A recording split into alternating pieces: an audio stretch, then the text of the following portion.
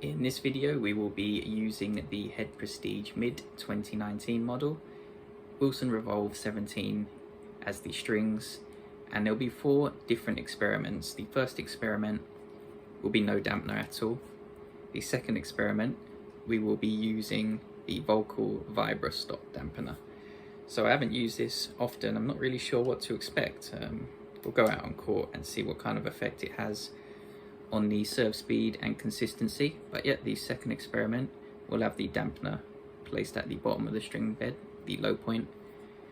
Then the third experiment will be the midpoint, and the fourth and final experiment is going to be at the cross. So yeah, we'll take it out onto court, see what kind of effect it has. I'm going to recap the stats for the Prestige Mid, the 2019 model. The stiffness rating on this is 65, but interestingly enough, if you go on the Tennis Warehouse University and just check the vibration frequency, this one is very low at 135 Hertz. Usually at 65 for the stiffness rating, you'll get a Hertz rating of around at least 140. So even though it's 65, it should in theory feel softer out on court, but you never know.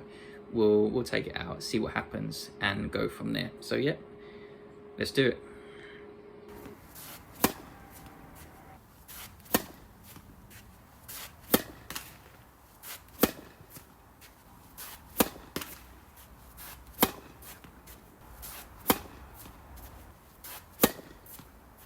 The average serve speed came in at 74 miles an hour. The maximum serve speed was 99 miles an hour, and the serves in percentage was 60%. So on first glance, these look like a good set of results, and to see my serves in percentage at 60, pretty exciting. I would usually serve at about 40, and I know that's not great. So to see a big improvement on that, that's a good sign. And I didn't even have to sacrifice the serve speed. 74 miles an hour is way higher than the minimum I'd usually accept of 70. So pretty good, and there are no modifications. I've literally just strung it up with Wilson Revolve 17, a couple of overgrips, and that's it. So it would seem to be a great platform if I wanted to further modify it and see if I can get more out of this setup, which I do think I can. Yeah, I did want to touch on the stats for Wilson Revolve 17, specifically the dwell time. If you pull up the numbers from the string database, you'll find that the dwell time for this string is 35.0 milliseconds. I would say that's slightly on the lower side, so that should help with precision. I've always found strings with lower dwell time, you can afford to play with a little less margin for error. Your landing circle or your landing radius tends to be a bit smaller, and so yeah, if you wanted to play a higher risk game, look for a string with lower dwell time. Just something I thought I'd touch on, and it's one of the reasons why I like this string. So good balance of stats. But yeah, for those that don't know, the landing circle is pretty much just the potential radius for where the shot that you play could land. So if you use a setup with a big landing circle, it basically means that the setup has very little control. And you'll find if you use a string like Natural Gut that has a long dwell time, way too long, you can't play with a lot of risk, rather, because you'll find that the ball will just fly out.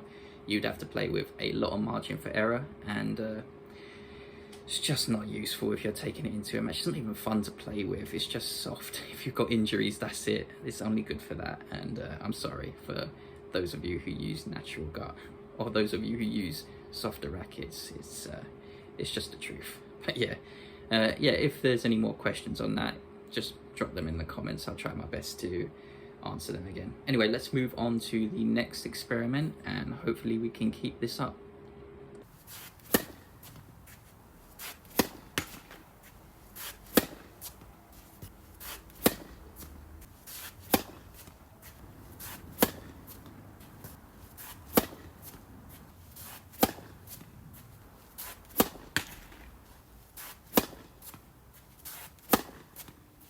The average serve speed was 73 miles an hour, the maximum serve speed was 88 miles an hour, and the serves in percentage was 63%. So overall, another good set of stats, I would say. In comparison to our previous experiment, we've increased the consistency, but we have lost a mile an hour on our average serve speed, and we have had a decrease in the maximum serve speed. Although I'll place more weight on the average serve speed every time, as I feel that is more important as an indicator of how quick you can truly serve with the setup. What I'm going to do is compare this setup to another experiment we've done in the past on this channel, and that is with the Dunlop Black Widow 1.31, that's the 16 gauge. So everything was the same except the string was Black Widow, and the dampener we used in that experiment was the Pros Pro O. It was the same racket, and if I read out the results from that experiment, the average serve speed came out at 76 miles an hour, which at the time of this video is still a top speed record for Kupienia tennis. The maximum serve speed was 103 miles an hour, and the shots in percentage was 43%. So overall, all three experiments that I've just referenced are pretty good. It's difficult to choose between which one is the most effective. My advice would be just to choose the one that suits your style of play. So if you are a player that likes to grind from the back of the court, or you play on slow courts so you've got no choice really, then obviously probably best to go with the setup that has the high serves in percentage. But if you're, I guess, kind of like me, that just like to take a few more risks than one probably should, I would probably go for the setup with the Black Widow, the one with the highest average serve speed. But yeah, it's all personal preference, and I can't fault you for whatever setup you choose. They're all tournament ready. So yeah. Again, let's move on to the next experiment. Good signs so far. Let's hopefully keep it up.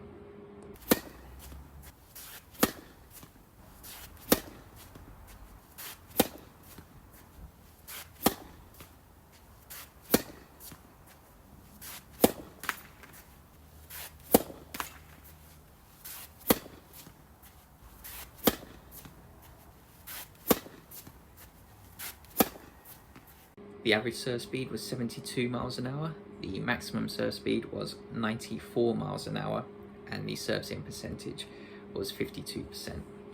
So if I was to take this set of results in isolation from the other two experiments, I would say this is pretty good. It's a decent platform to work with, but it's just that the previous two setups have set quite a high bar, and as a result it does feel a little underwhelming with this setup, unfortunately really, because it's not too bad, and you could probably still take this out, well, you can still take this out onto court and play to a high level, but because the two previous setups have come in with the set of results that have exceeded my expectations, it means that this setup is going to be discarded, since the other two are better platforms to work with. Either way, out on court it felt pretty similar, just not as precise. Let's see if we can improve on it in the final experiment, which is the dampener on the cross string. Let's get to it.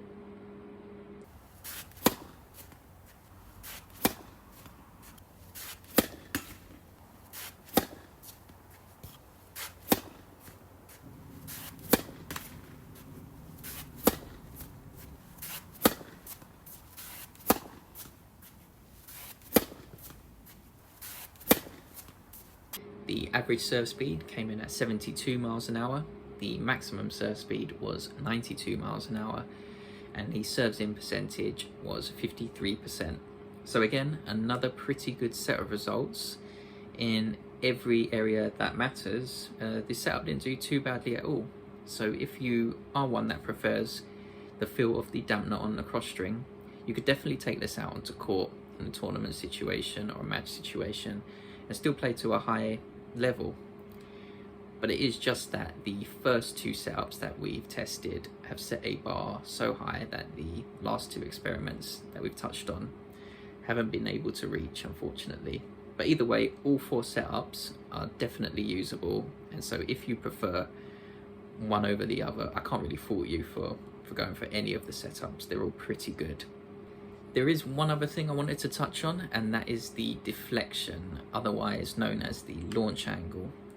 If you pull up the string performance database on Tennis Warehouse, you'll be able to see all the deflection data, and I mention it because a high deflection makes it easier to volley. So if you are the type of player that comes to the net a lot, or you play a lot of slice, or you play flat, looking for a string with a higher deflection is probably a good thing to do, because that's going to suit your style of play.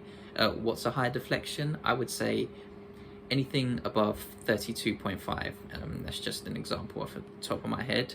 And if I touch on a string with a low launch angle that we've tested in the past, which is Dunlop Black Widow at 31.0, that string, for example, is very difficult to volley with.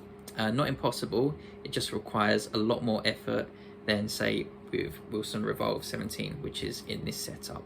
This string comes out at 32.1 millimeters on the deflection scale, and you can tell out on court how much easier it is to slice, how much easier it is to play a flat shot or come into the net and finish off a point with a volley. I just thought it was important to mention, because choosing the right strings to suit your style of play is really, really important in my opinion. So yeah, any questions on that, just drop them in the comments and I will answer them to the best of my ability. So that concludes the experiment for now. I had a lot of fun testing all 4 of these setups. I did not expect the first 2 to come out as good, but all 4 were definitely usable, and I can't fault you if you choose to use any of the setups in a match situations. We are probably going to, at some point in the future, revisit this and maybe try and modify the setups a bit further and see if we can take this to another level, but we'll see. So that's it for now. If this is the type of thing that interests you, we've got a lot more experiments coming out in future, so be sure to check them out, and we'll see you then. Take care.